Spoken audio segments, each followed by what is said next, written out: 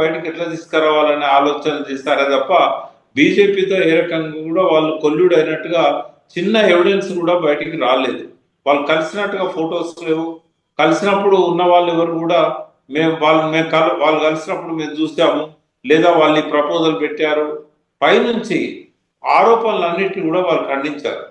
అవసరమైతే ఆమె కూడా చెప్పింది జైల్లో ఉంటాను కానీ నేను నా కోసం పార్టీ పరువులు తాకట్టు పెట్టడానికి నేను సిద్ధపడను అని చెప్పి కవిత గారు కూడా చెప్పారు. సో అట్లాంటిది ఏం జరగదు. ఒకవేళ అటువంటి లోపాయికారి ఒప్పందాలు ఉంటే కేటీఆర్ గారిని వాళ్ళు అరెస్ట్ చేయడానికి, విచారణ పిలవడానికి ఈడీ ప్రయత్నం చేయదు, అసలు కేసు కూడా పెట్టకపోయేవాళ్ళు. కాబట్టి ఈ సందర్భంగానైనా జనానికి తేడతెల్లం అవుతుంది. కేటీఆర్ కుమ్మక్కు కాలేదు, బీజేపీకి అప్పుడెట్లున్నారో ఇప్పుడు కూడా దూరంగానే ఉన్నారు అనే అంశం జనం దృష్టికి రావడానికి ఇది ఒక సందర్భం.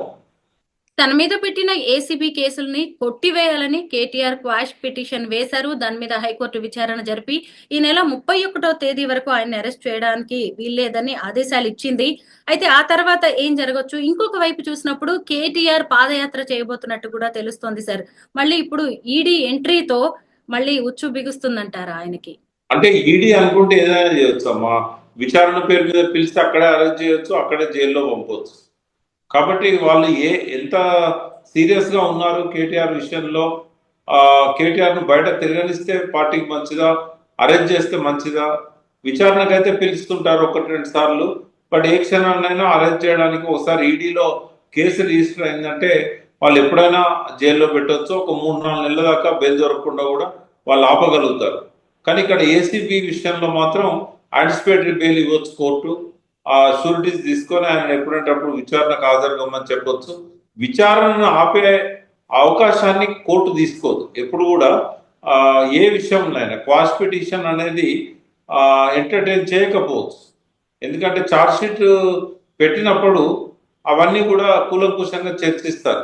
కేవలం ఎఫ్ఐఆర్ లెవెల్లోనే విచారణను ఆపాలని చెప్పి పోవడం అనేది బెయిల్ విషయంలో ఉపశమనానికి కొంత ఉపయోగపడుతుంది. కానీ దానికోసం వాళ్ళు విచారణను ఆపమని చెప్పి ఎప్పుడు కూడా డైరెక్షన్స్ ఇచ్చినట్టు లేదు మనకు.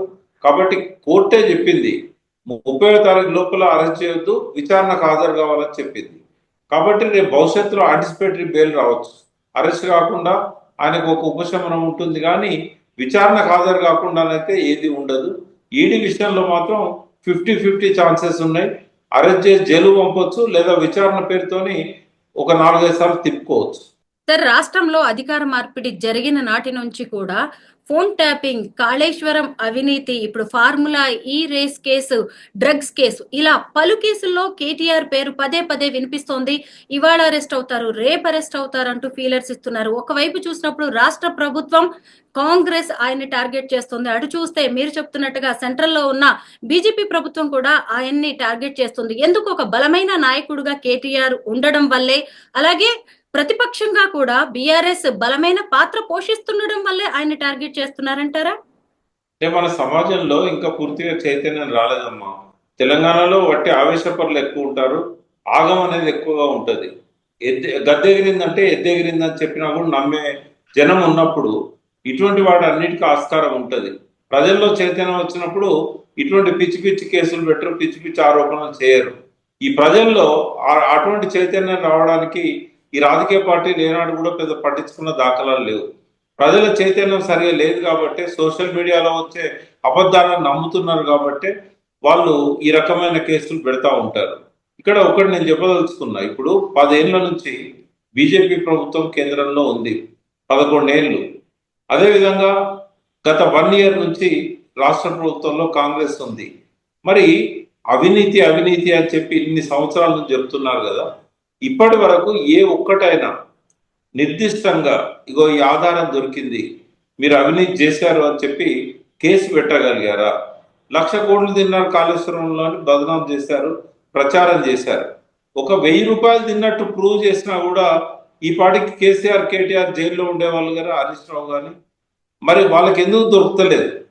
ఇప్పుడు కాళేశ్వరం కమిషన్ విచారణ ప్రారంభమై కూడా దాదాపు 8 నెలలు అవుతున్నది. మరి విచారణ సమయంలో ఏ ఇంజనీర్ అయినా, లేకుంటే ఏ కోదండరామ్ లాంటి వాళ్ళు కానీ, ఆయన ఎవరు కేంద్ర సలహాదారు వెదిరే శ్రీరామ్ లాంటి వాళ్ళు కానీ, ఇక్కడ అటెండ్ అయిన కొంతమంది కానీ అఫిడవిట్ ఇచ్చిన వాళ్ళు కానీ ఫలానా అవినీతి జరిగింది అని నిర్దిష్టంగా చెప్పగలిగారా? వాళ్ళ కుటుంబం నుంచి కేటీఆర్ గారు దీనిలో ఇన్వాల్వ్ అయి ఉన్నాడని ఏ ఒక్క ఆధారమైన అర్బన్ డెవలప్మెంట్ మినిస్టర్గా పనిచేశాడు, ఇండస్ట్రీస్ మినిస్టర్గా పనిచేశాడు. వాళ్ళు చూపెట్టదలుచుకుంటే ఐటీలో కానీ ఎక్కడైనా అవినీతి ఇప్పటి వరకు ప్రజలు నమ్మే విధంగానైనా చూపెట్టగలిగారా? అంటే 11 ఏళ్ళ నుంచి దొరకంది ఇప్పుడేం దొరుకుతుంది? ఇది కేవలం ఏంటంటే బ్లేమ్ గేమే తప్ప నిజంగా అక్కడ అవినీతి జరిగినట్టయితే ఎప్పుడో దొరికేవాళ్ళు. ఎంతకాలం అవినీతి నిజంగా చేస్తుంటే దొరకకుండా తప్పించుకోగలుగుతారు? కాబట్టి ఇది రాజకీయంగా బ్లేమ్ చేయడానికి, మీడియాను ప్రజల అటెన్షన్ని అటువైపు అట్రాక్ట్ చేయడానికి ఇవన్నీ జరుగుతూ ఉన్నాయి. ఈడీ మనీ లాండరింగ్, ఈడీ రాకతోనే ఇప్పుడు ఈ కేసు తీవ్రత ఏంటో మనకి అర్థమవుతూనే ఉంది సార్.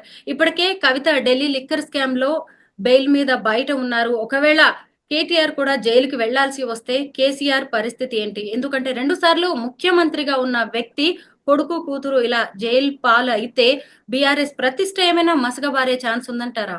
అంటే ఖచ్చితంగా జనంలో ఒక రీజనింగ్ అనేది, లాజికల్ థాట్ అనేది లేనప్పుడు ఏమవుతుందంటే డెఫినెట్ గా నమ్మే అవకాశం ఉంటుంది. కొంతనే ఒక 30% 40% నమ్మే అవకాశం ఉంటుంది. అది కొంత ఆ మేరకు ఏంటంటే అది బీఆర్ఎస్ కి నష్టమే, అది డెఫినెట్ గా. కానీ కేసీఆర్ టీఆర్ఎస్ స్టార్ట్ చేసినాడు, కవిత కేటీఆర్ ఉంటుందని స్టార్ట్ చేయలేదు. వాళ్ళని రావద్దు అన్నాడు, ఇందులో పార్టిసిపేట్ చేయొద్దని కూడా అన్నాడు. సరే, అనుకోకుండా వాళ్ళకు ఆ ఉత్సాహం వచ్చింది, ఉద్యమ కాలంలోనే వచ్చారు. అధికారంలో ఉన్నప్పుడు కాకుండా ఉద్యమంలో భాగం పంచుకుంటామని వచ్చారు. వాళ్ళు కంటిన్యూ అవుతున్నారు, వాళ్ళు సమర్థులు అని చెప్పి నిరూపించుకున్నారు. బెస్ట్ పార్లమెంటేరియన్ అవార్డు కవిత గారికి వచ్చింది, best IT minister and industry minister అని చెప్పి రిజల్ట్స్ ఇచ్చి ఆయన ప్రూవ్ చేసుకోగలిగాడు కేటీఆర్.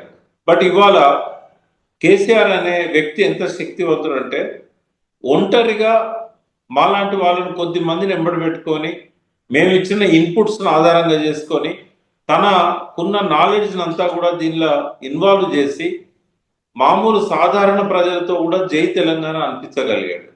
కాబట్టి కేసీఆర్ శక్తి ముందు ఎవరూ నిలబడలేరు. ఆయన ఒక్కడు చాలు. మొత్తం అందరు రాజకీయ నాయకులంతా ఒక దిక్కు, కేసీఆర్ ఒక్కడు ఒక దిక్కు ఉన్నా కూడా తను అనుకున్న సాధించగలిగే శక్తి ఆయనకు ఉంది. తాత్కాలికంగా మస్తబారొచ్చు, కానీ ప్రజలు గ్రహిస్తారు.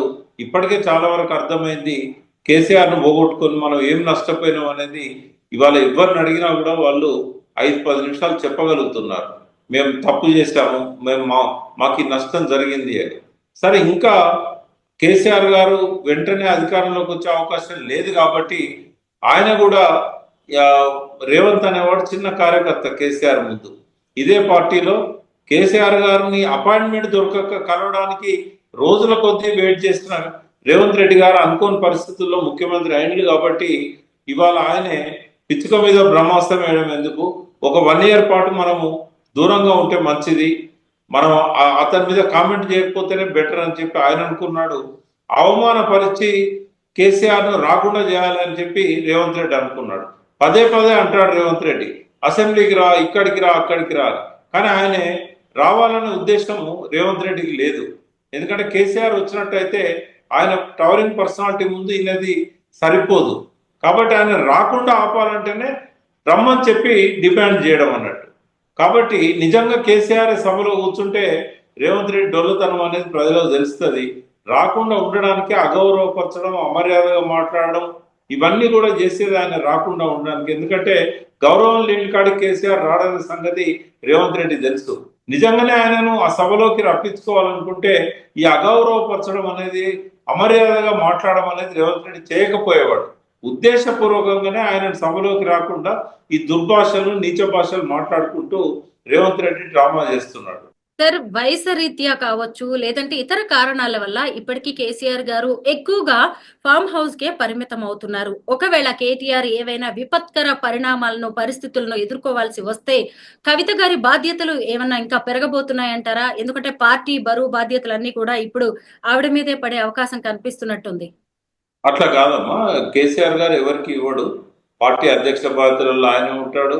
రేపు ఒకవేళ మళ్ళీ గవర్నమెంట్ ఫామ్ చేసినా కూడా ఆయనే చేస్తాడు తప్ప కొడుకు కానీ బిడ్డకు కానీ అధికార మార్పిడి చేసే అవకాశం అసలే లేదు. ఆయన ఎక్కడున్నా కూడా ఆయన బ్రెయిన్ మాత్రం చాలా యాక్టివ్గా పనిచేస్తుంది.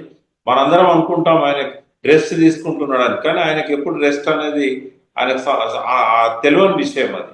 నేను చాలా సంవత్సరాలు ఆయనతో రాత్రింబవళ్ళు అసోసియేట్ అయిన వ్యక్తిని. రెస్ట్ అనేది ఉండదు ఆయన జీవితంలో. ఆయన ఫ్యామిలీ మెంబర్స్ తో కూడా ఒక గంట సేపు సంతోషంగా ఎప్పుడు గడిపిన దాఖలాలు కనబడవు మనకు. అధికారంలో ఉన్న 10 ఏళ్లలో కానీ, అంతకుముందు 14 ఏళ్లలో కానీ ఆయన మైండ్ ఎప్పుడు రెస్ట్ తీసుకోదు. ఆయనే ప్రశాంతంగా ఉన్నాడు అని అంటే ఒక తుఫాన్ ఏదో రాబోతుందని మనం అర్థం చేసుకోవాలి. తనను తను రిజోనేట్ చేసుకోవడానికి ఈ కాలాన్ని ఆయన ఉపయోగించుకుంటున్నాడు. ఆరోగ్యం బాగుంది. అదేవిధంగా ఆ మైండ్లో కూడా ఆయనకు 10 ఏళ్ల ఫ్యూచర్ ప్లాన్ ఉంటుంది ఎప్పుడు. కాబట్టి మనం తక్కువ అంచనా వేయడానికి లేదు. మళ్ళీ కేసీఆర్ ముఖ్యమంత్రి కావడానికి కావాల్సిన అన్ని రకాల ఏర్పాట్లను ఆయన ఇప్పటికే మైండ్లో చేసుకొని ఉంటాడు. కొంతకాలం వేచి చూస్తాడు తప్ప ఆయన అనుకున్న పద్ధతిలోనే పార్టీని నడిపించడానికి రాబోయే 1-2 నెలల్లోనే అన్ని రకాల సన్నాహాలతోని ఆయన మళ్ళీ ప్రజల ముందుకు వస్తాడు. మొత్తం మీద కేటీఆర్ గారి